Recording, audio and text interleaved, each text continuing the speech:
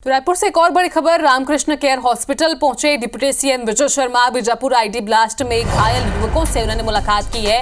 Ramakrishna care hospital में आदिवासी युवक भर्ती है। गृह मंत्री विजय शर्मा का बयान भी सामने आया है। आईडी जो लगी है वो किसी को नहीं पहचानती, ये गृह मंत्री ने कहा है। जानवर और ग्रामीण दोनों ही आहत हो रहे हैं, ये भी उन्होंने कहा है। साथ ही कहा कि बस्तर में विकास नहीं हो पा रहा है, बस्तर की सड़कों में आईडी बिछा हुआ है। तो बड़ा बयान उन्होंने दिया है नक्सलवाद को लेकर एक तरीके से, और साथ ही प्रशासन व्यवस्था को लेकर। तो घायल युवक से डिप्टी सीएम मिलने पहुंचे थे।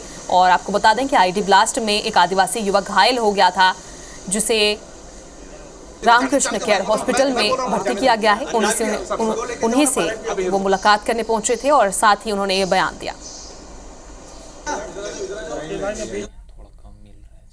में विकास के मार्ग में आईडी बहुत बड़ा बाधक है, बहुत बड़ा बाधक है। बस्तर में विकास नहीं पहुंच पा रहा है, उसका एक कारण बिछा हुआ आईडी भी है।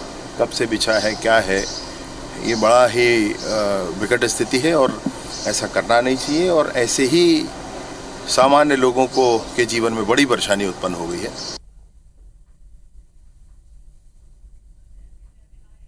तो चलिए इसी खबर पर तहसीन हमारे साथ लाइव जुड़े हुए हैं। तो तहसीन, एक बड़ा बयान उन्होंने दिया है आईडी को लेकर और साथ ही बस्तर की सड़कों को लेकर, पूरी जानकारी दीजिए।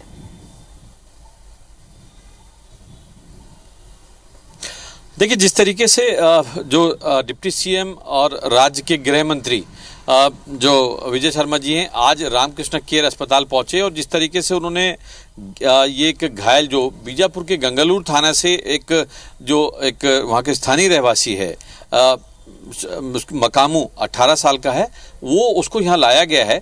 और जब उससे बातचीत की गई, उसके बाद उन्होंने जो पत्रकारों से बातचीत की, उन्होंने काफ़ी दुख व्यक्त किया कि जिस तरीके से नक्सली जो इस तरीके का कृत्य कर रहे हैं वो निश्चित तौर पे वो काफ़ी शर्मनाक है।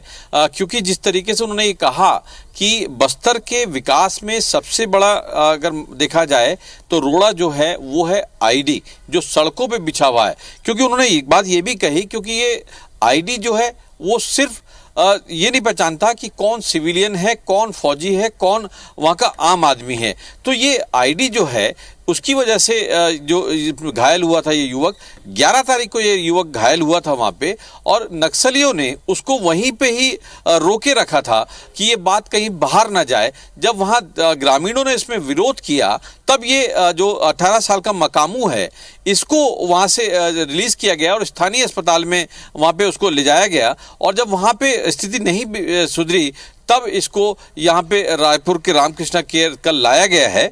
और यहाँ पे जिस तरीके से जो गृह मंत्री और डिप्टी सीएम ने बात करी डॉक्टरों से, तो उसमें ये बात सामने आई कि इनके ये जो युवक है, इसकी तबीयत इतनी बिगड़ गई क्योंकि ब्लास्ट में पूरी तरह से उसका जो दाहिना पैर है वो पूरी तरह से ख़त्म हो चुका है, उसको काटना पड़ेगा।